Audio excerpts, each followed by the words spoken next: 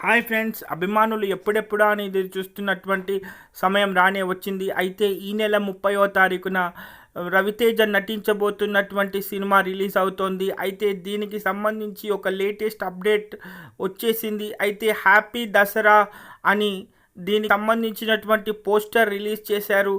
అయితే తనకి ఈ మధ్యలో చాలా హిట్స్ లేనందువల్ల మంచి టైం తీసుకుని కొంచెం లేట్ అయినా పర్వాలేదు, కానీ అభిమానులకు కావాల్సినటువంటి చిత్రం కోసం ఆలస్యమైనా పర్వాలేదు అని చెప్పి మాస్ జాతర అనే చిత్రాన్ని అభిమానుల మధ్యకి తీసుకురాబోతున్నాడు మన రవితేజ.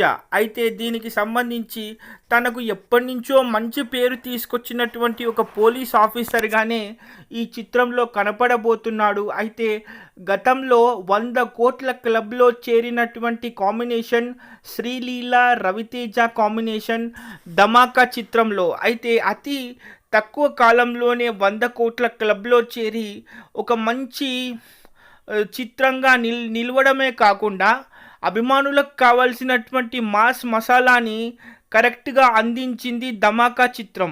సో అదే కాంబినేషన్ని మళ్ళీ రిపీట్ చేస్తూ మాస్ జాతర అనే చిత్రాన్ని తీసుకురాబోతున్నాడు. అయితే ఈ నెల 30న దాదాపు 3 భాషల్లో ప్రపంచవ్యాప్తంగా ఈ సినిమా రిలీజ్ కాబోతోంది. చాలామంది ఈ సినిమాని రీమేక్ అంటున్నారు, కానీ అది విడుదలైతే తప్ప అసలు ఈ చిత్రం కొత్త దర్శకుడు చేసేటటువంటి చిత్రం మాస్ జాతర అని అనుకుంటున్నారా, లేకపోతే ఏదో ఒక తమిళ్ చిత్రాన్ని రీమేక్ చేసి ఈ చిత్రాన్ని రూపొందించారా అనేది రిలీజ్ అయిన తర్వాత మాత్రమే మనకు తెలుస్తుంది. అయితే చాలా మట్టుకు మాత్రం సినిమా ఇండస్ట్రీలో లక్కీ లేడీగా పేరు తెచ్చుకున్నటువంటి శ్రీలీలని ధమాకా చిత్రంలో 100 కోట్ల క్లబ్లో రవితేజ ఆల్రెడీ తీసుకున్నాడు కాబట్టి అదే కాంబినేషన్ని రిపీట్ చేస్తే వాళ్ళకి చాలా ఆనందంగా ఉంటుంది అన్న విషయాలన్నిటినీ ఒక సెంటిమెంట్గా భావించి ఈ మాస్ జాతర అనే చిత్రాన్ని మళ్ళీ శ్రీలీల కాంబినేషన్లోనే చేయబోతున్నాడు మన రవితేజ.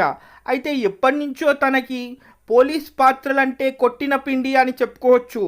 ఎందుకంటే అది విక్రమార్కుడు కానివ్వండి, లేకపోతే టచ్ చేసి చూడు చిత్రానికి మాత్రం కొంచెం నెగిటివ్ వచ్చినా కానీ తన యాక్టింగ్లో మాత్రం ఎలాంటి మార్పు లేకుండా అద్భుతమైనటువంటి ఎలివేషన్స్తో టచ్ చేసి చూడు అనే సినిమా ఉంటుంది.